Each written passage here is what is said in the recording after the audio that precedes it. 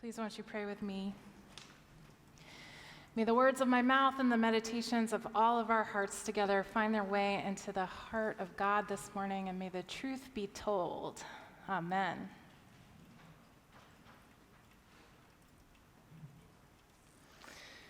We need to tell our stories to heal.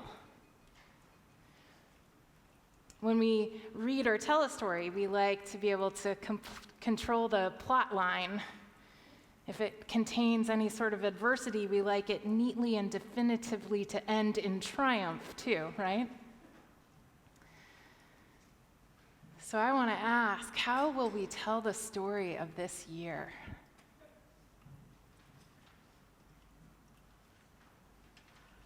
A year ago, this was our last normal week. And nobody knew it, right? 1 year ago, almost to the day, on March 8th, we were gathered in this sanctuary to welcome our newest members. It was our last day of normal church. We had no idea then that most of us would not enter this building again for more than a year.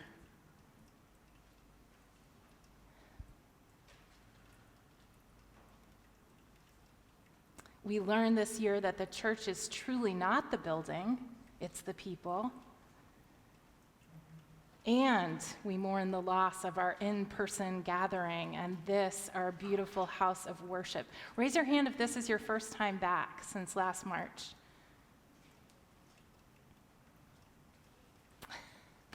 I'm so happy you're here.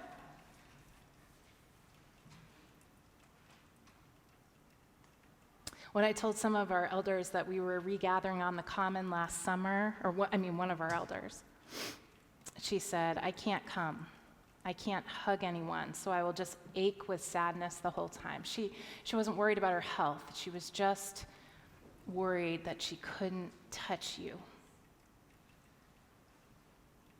I still haven't seen her since last March. And Don Wilson, of blessed memory, described the spaces in this building in great detail to me as he died last month, believing them to be haunted in all the best ways with our better angels. "Do you want to go back inside that sanctuary?" I asked him, and he looked far beyond me off into the distance, a look of impossible heartbreak on his face. He never answered me. And he didn't come back inside until the day that we memorialized him last month.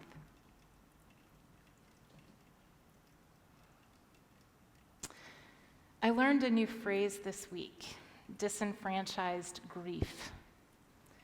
Disenfranchised grief is a grief that is not acknowledged by society because its context is socially unacceptable or awkward to acknowledge and therefore is suppressed. So some examples are having an abortion or having a miscarriage or divorce or the death of a loved one by suicide or having a loved one in jail or getting fired or downsized or the breakup of an extramarital affair, a loss of a home due to financial hardship, loss of a beloved pet, right? The grief is disenfranchised due to its inability to be fully expressed, to be fully honored, to be fully appreciated. And therefore, it can take years to sift through it, if ever. So this whole year has been filled with disenfranchised grief. And it will take years to sift through it. And the only way to heal will be to tell the story. Tell our stories. Tell a collective story. And thank God we know that God is a God who binds up the broken, who comforts those who mourn, all those who mourn, who will wipe every tear from our eyes. And God is a God who makes dead things come alive, right? Who replaces hearts of stone with beating hearts of flesh. And therefore, our story is far from over. The miraculous vaccines are now out. And though we are struggling with too much demand and not enough supply, within weeks we will have too much vaccine and not enough arms to put vaccines into. Isn't that amazing? Isn't that amazing? And Rhoda Springs is open. For those of you who aren't from around here, LaFleur's, that is an ice cream place in Sterling that is known the world over for the best ice cream on the planet, and it opened yesterday. And the winter of our discontent is therefore now over, amen? Raise your hand if you went yesterday. I was there. Wait, are you serious? None of you went? You went? You're going today. Okay, thank you, Lannons. Jeez. I didn't know. You didn't know? Okay, well, now you know. If you don't know, now you know.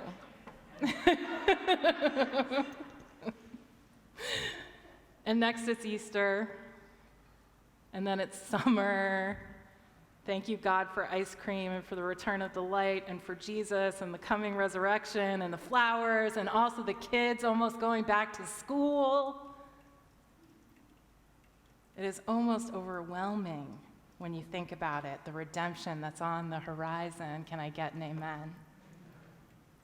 Life wins. It really, really does. It really, really does. In the meantime, many of us have been grappling with the mental health devastations of our isolation. I know that, you know that.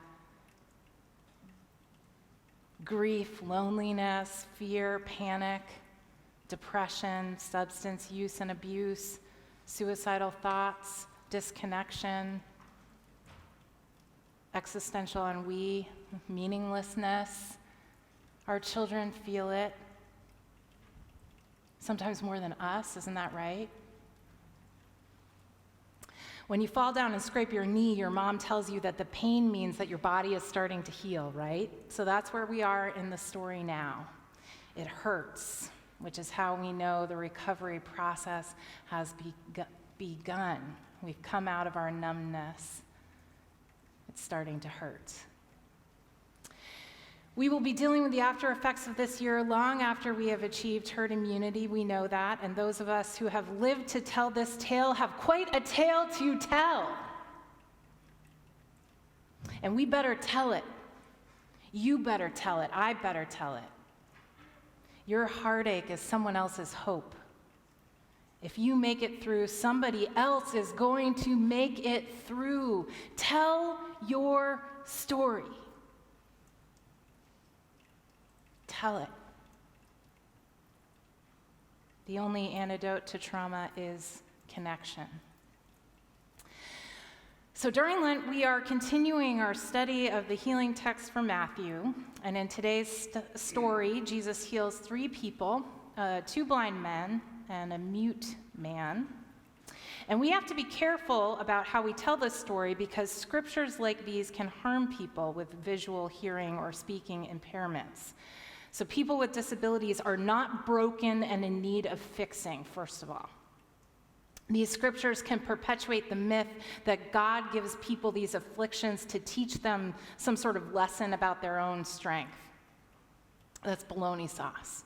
Or worse, these scriptures can perpetuate the myth that disability is somehow related to sin or darkness, and I call shenanigans on all of that terrible theology, okay? So we just have to start out by saying that. But if we tell it right, this story can also be liberating. So first of all, the characters who have disabilities in this scripture are not one-dimensional, and they are not pitiable. They know Jesus through powers other than sight. They can't see with their eyes, but they have prophetic vision nonetheless. The men are already followers of Jesus. They are empowered enough to demand that he heal them. They know themselves to be worthy and good already, children of a loving God. They have dignity and purpose and believe they are deserving of Jesus' attention. So when asked if they believe he has the power to heal, they know the answer. They don't just have faith in Jesus, they have faith in their own worthiness, right? Do you believe that I am able to do this? Jesus asked them. Yes, Lord, they say. And their faith is rewarded, and he restores them to sight. And this is the part when the story gets good, because these guys are not just faithful and worthy, they are shameless in all the best ways, and they are defiant in their shamelessness, even of Jesus, and determined to heal others by telling their story. So I don't know if you noticed this, but in the text, for some unknown reason, Jesus doesn't want the men to tell anyone about his healing powers. Scholars believe that it could be because Jesus didn't want to call more attention to himself so that he could move about with ease. But regardless of the reason why, after Jesus heals the man, he says, "See that no one knows this. No one knows of this. See to it." The men know that their heartache, though, is someone else's heartache. They know that the ever after end of their story could be someone else's once upon a time. And the men say to themselves, the courage it takes to share our story may be the very thing someone else needs to open their heart to hope. So they ignore Jesus. I love it when people ignore Jesus, right? They ignore Jesus. They ignore his wishes to keep quiet. The text says they went anyway and spread the news about Jesus to the entire district. Because they are brave enough to share their stories of healing, a person possessed by a demon who cannot speak is brought to Jesus later.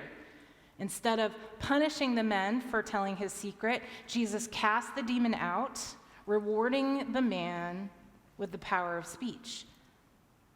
Because the men refuse to keep their story a secret, another person's speech is restored. Another person can tell their story. Our stories free others to tell theirs. A chain reaction of healing, right?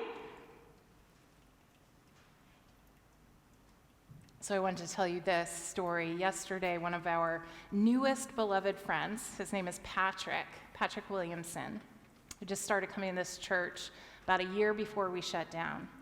He told this story in our church's Facebook group. He said, I randomly decided to look up my old pastor's Facebook channel tonight. It had been years since I looked in to see how they're doing. As my pastor growing up and next door neighbor, he was like family. We went to his church for 15 years, usually 5 days a week. I started listening to his sermon tonight, and the subject was scripturally encouraging excommunications for perceived immorality or for when individuals cause, quote, division. He said, as someone who experienced this in their church, it really hit close to home. When I came out as gay, I lost everything. My friends, my church family, my position in the worship band, and my status. To those I was closest with, I became one of those who fell away. He said, I can't help but still love them all to this day, but it is still heartbreaking that they will never see me the same or truly as a brother in Christ. I am, however, reminded tonight of how grateful I am that I found this church and community, even if it is just online for now. The biggest lesson I've learned from First Church is that communion with God is an invitation to God's table. It's just not our table to say who is or isn't invited. And I appreciate you all for it, he said. And this was the part I loved. Tara Schmidt, who's another beloved who found us on the internet during the pandemic. Zach and I met her on Monday night, was it, when we had a newcomer gathering on Zoom, so we met her for the first time. She responded by saying, "I appreciate what you shared a lot. My grandpa was a pastor. His son was an abusive father. I am an outspoken, justice-oriented, sassy queer who often feels naughty just for existing. And every single time I see people share in this way, it reminds me that I am not alone and that there is a place for us to be loved, period, just for existing, not in spite of it." "Thanks for the reminder," she said. "I am new to this church too, and that this can exist is blowing my mind." Thank you, First Church, for blowing minds in just this way. Every time we tell our stories, we give other people permission to do the same. The root word of salvation is salve, which means healing. Please never doubt that the story of this church's journey to become unabashedly open and affirming to the LGBTQ community has saved souls for God. It heals those who identify on the spectrum, yes, and it has also healed those of us who don't. We have all been saved by our determination to love people as God loves, exactly as God made them to be. Can I get an amen? Thank you.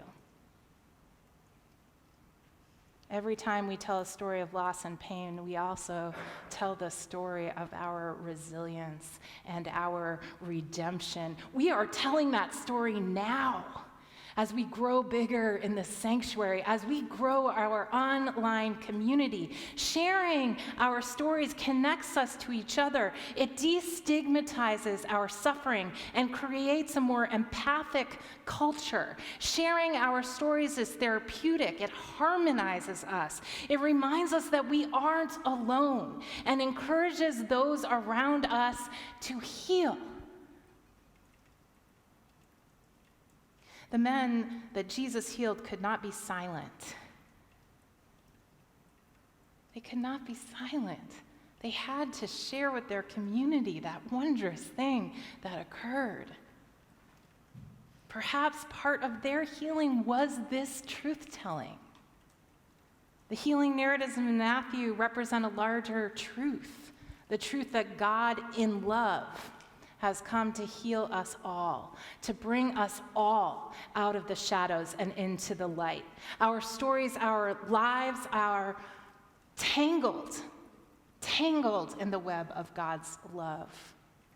Our truth and our stories liberate us from shame and connect us to one another. So tell them. Tell those stories. And if you have the privilege to hear them, listen well, as if you are being given a gift. When we tell a story, it usually has a beginning, a middle, and an end. But beloved, our story is always beginning, and there is no end. So let us birth a continuation of God's beautiful, tragic, redemptive story for this time and place, even now, especially now. Amen.